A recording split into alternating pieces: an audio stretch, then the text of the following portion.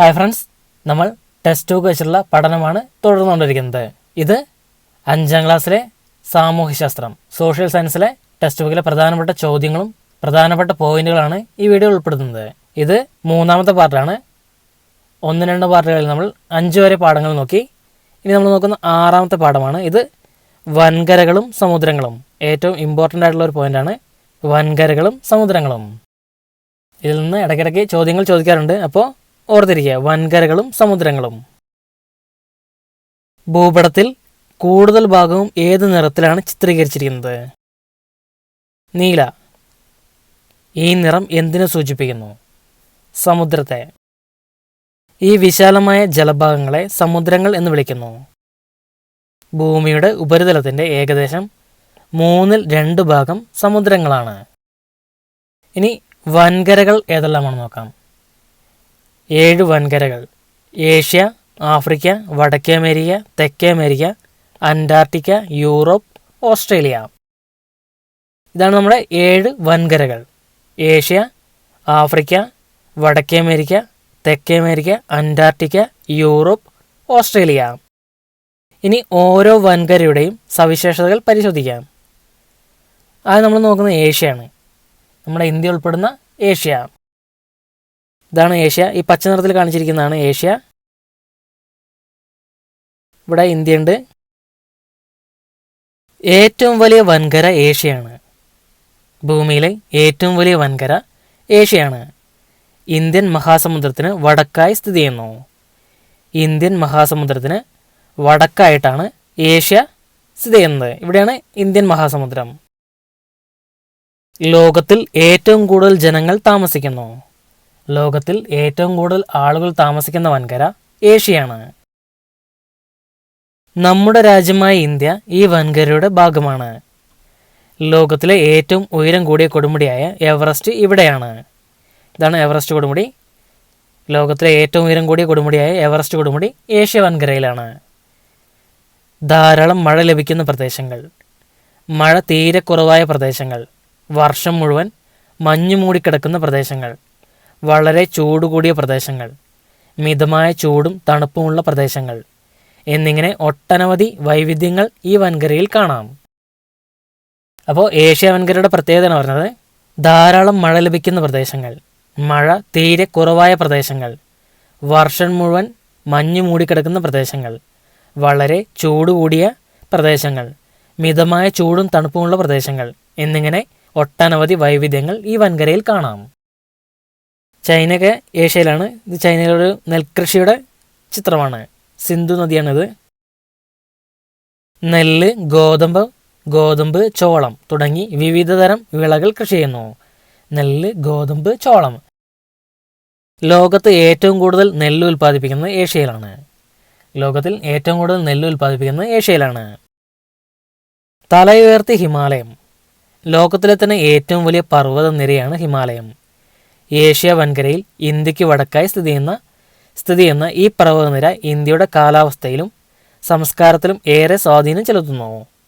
ലോകത്തിലെ ഏറ്റവും ഉയരമുള്ള കൊടുമുടിയായ നേപ്പാളിലെ മൗണ്ട് എവറസ്റ്റ് ഉൾപ്പെടെ നിരവധി കൊടുമുടികൾ ഉൾക്കൊള്ളുന്ന ഈ പർവ്വതനിരകളിൽ പല ഭാഗങ്ങളിലും സ്ഥിരമായി മഞ്ഞ് മൂടിക്കിടക്കുന്നതിനാലാണ് ഇതിന് ഹിമാലയം എന്ന പേര് വന്നത്.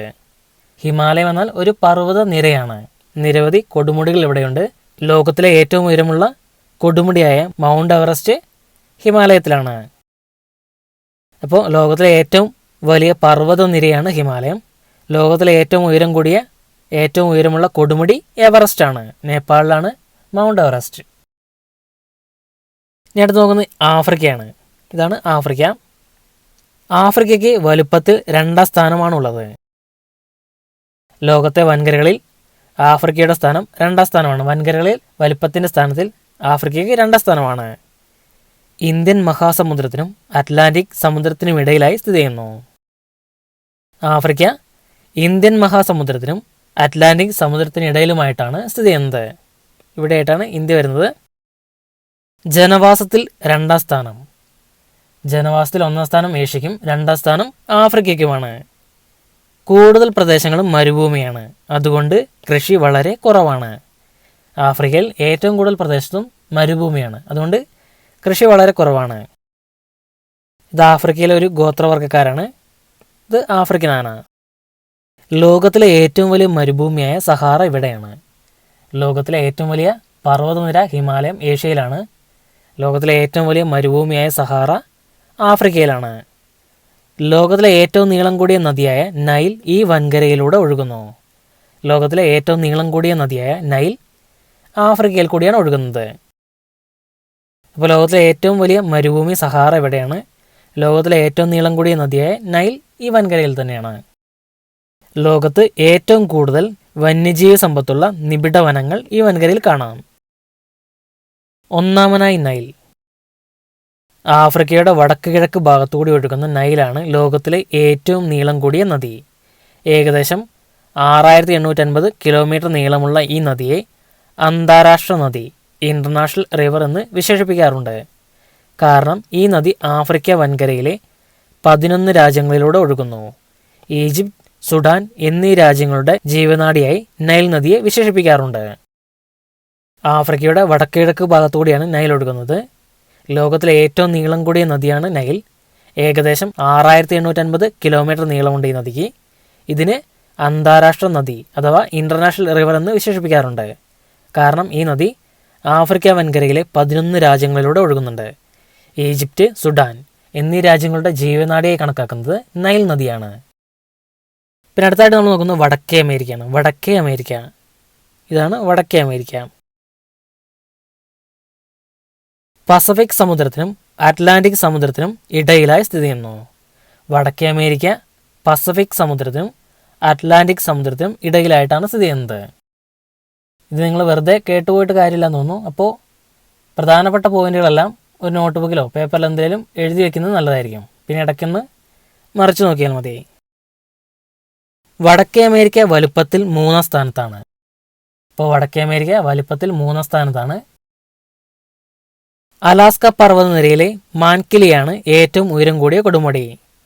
വടക്കേ അമേരിക്കയിലെ അലാസ്ക പർവ്വതനിരയിലെ മാക്കിൻലിയാണ് ഏറ്റവും ഉയരം കൂടിയ കൊടുമുടി. ലോകത്ത് ലഭ്യമായ ഉപരിതല ശുദ്ധജലത്തിൻ്റെ ഏകദേശം 21% ഉൾക്കൊള്ളുന്ന 5 മഹാതടാകങ്ങൾ ഇവിടെയുണ്ട്.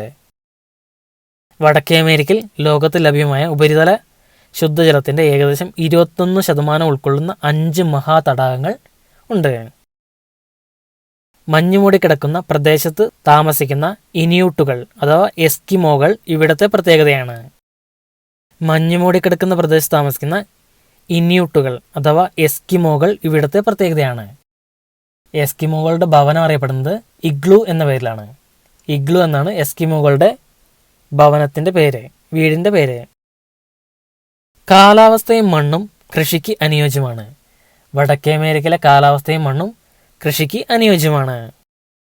ലോകത്ത് ഏറ്റവും കൂടുതൽ ഗോതമ്പ് ഉൽപ്പാദിപ്പിക്കുന്നത് ഇവിടെയാണ്.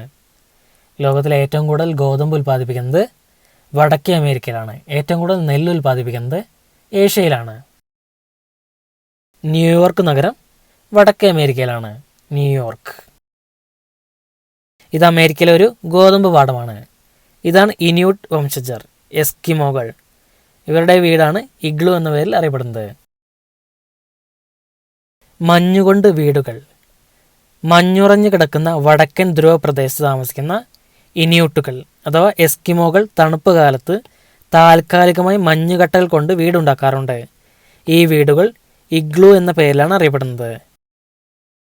മഞ്ഞുറഞ്ഞു കിടക്കുന്ന വടക്കൻ ധ്രുവ പ്രദേശത്ത് താമസിക്കുന്ന ഇനിയൂട്ടുകൾ അഥവാ എസ്കിമോകൾ തണുപ്പ് കാലത്ത് താൽക്കാലികമായി മഞ്ഞുകട്ടകൾ കൊണ്ട് വീടുണ്ടാക്കാറുണ്ട്. ഈ വീടുകൾ ഇഗ്ലു എന്ന പേരിലാണ് അറിയപ്പെടുന്നത്. പഞ്ചമഹാതടാകങ്ങൾ. ലോകത്തിലെ ശുദ്ധജലം വഹിക്കുന്ന 5 പ്രധാനപ്പെട്ട വലിയ തടാകങ്ങൾ, പഞ്ചമഹാതടാകങ്ങൾ ഏതെല്ലാമാണെന്ന് നോക്കാം.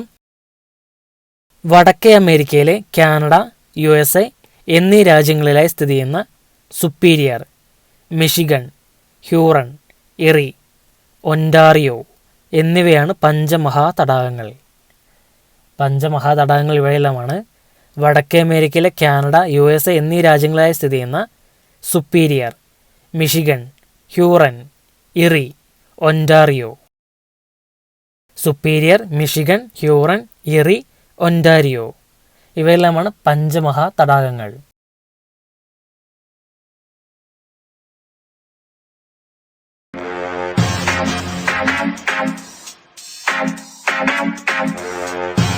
Subscribe for more videos.